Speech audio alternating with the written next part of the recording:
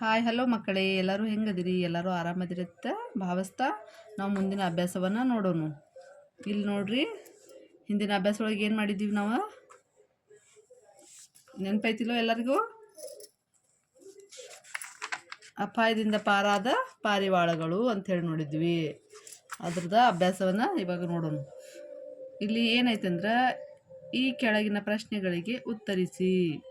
ನೋಡ್ರಿ, ಮೊದಲನೇ ಪ್ರಶ್ನೆ ಏನೈತೆ ಅಂಥೇಳಿ, ಬೇಡನು ಬಲೆಯನ್ನು ಏಕೆ ಬೀಸಿದನು? ಇಲ್ಲಿ ನೋಡಿ ಮಕ್ಕಳೇ, ಮೊದಲನೇ ಪ್ರಶ್ನೆ ಏನಂತಂದ್ರೆ, ಬೇಡನು ಬಲೆಯನ್ನು ಏಕೆ ಬೀಸಿದನು? ನೀವು ಹಿಂದಿನ ಅಭ್ಯಾಸ ಒಳಗೆ ಕಲ್ತಿದ್ರಲ್ಲ, ಬಲೆಯನ್ನು ಯಾಕೆ ಬೀಸ್ತಾನು ಬೇಡನು? ಪಾರಿವಾಳಗಳನ್ನು ಉತ್ತರವನ್ನು ನೋಡೋಣ ನಾವಿಲ್ಲಿ. ಇಲ್ಲಿ ಆಲ್ರೆಡಿ ಬರೆದಿಟ್ಟೆ ನೋಡ್ರಿ. ಬೇಡನು ಬಲೆಯನ್ನು ಪಾರಿವಾಳಗಳನ್ನು ಹಿಡಿಯಲು ಬೀಸಿದನು. ಮೊದಲನೇ ಉತ್ತರ ನೋಡ್ಕೊಳ್ಳಿ. ಇಲ್ಲಿ ಬೇಡನು ಬಲೆಯನ್ನು ಏಕೆ ಬೀಸಿದನು ಅಂತ ಪ್ರಶ್ನೆ ಐತಿ. ಮೊದಲನೇ ಪ್ರಶ್ನೆ, ಅದಕ್ಕೆ ಉತ್ತರ ನಾವೇನು ಹೇಳ್ಬೇಕಂದ್ರೆ, ಪಾರಿವಾಳಗಳನ್ನು ಹಿಡಿಯಲು ಬೇಡನು ಬಲೆಯನ್ನು ಬೀಸಿದನು ಅಂತೇಳಿ ಮೊದಲನೇ ಪ್ರಶ್ನೆಗೆ ಉತ್ತರ ಸಿಕ್ತು.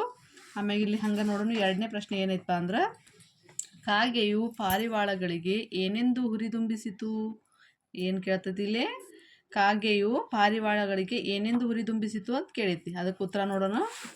ಇಲ್ಲೇ, ಕಾಗೆಯು ಪಾರಿವಾಳಗಳಿಗೆ ಒಗ್ಗಟ್ಟಿನಲ್ಲಿ ಬಲವಿದೆ, ಎಲ್ಲರೂ ಕೂಡಿ ಒಮ್ಮೆಲೆ ಹಾರಿಬಿಡಿ ಎಂದು ಹುರಿದುಂಬಿಸಿತು.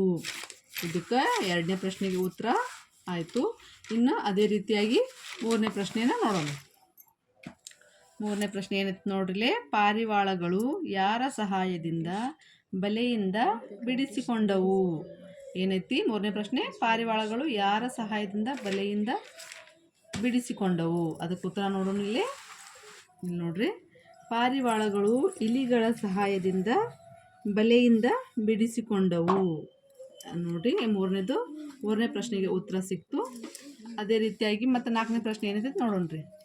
ಪಾರಿವಾಳಗಳು ಕಾಗೆ ಮತ್ತು ಇಲಿಗಳಿಗೆ ಏಕೆ ಧನ್ಯವಾದ ಹೇಳಿದವು? ನೋಡ್ರಿ, ನಾಲ್ಕನೇ ಪ್ರಶ್ನೆಗೆ ಉತ್ತರ ಏನೈತಿ?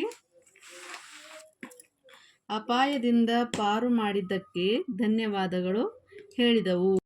ಇಲ್ಲಿ ನೋಡಿ ಮಕ್ಕಳೇ, ಇವಾಗ ನಾಲ್ಕನೇ ಪ್ರಶ್ನೆಗೆ ಉತ್ತರ ಆಯಿತು. ಇವಾಗ ಮುಂದಿನ ಪ್ರಶ್ನೆ, ಐದನೇ ಪ್ರಶ್ನೆ, ಅಪಾಯದಿಂದ ಪಾರಾದ ಪಾರಿವಾಳಗಳು ಕಥೆಯ ನೀತಿ ಏನು? ಇದ್ರ ಉತ್ತರ ಏನೈತಿ ನೋಡೋಣ.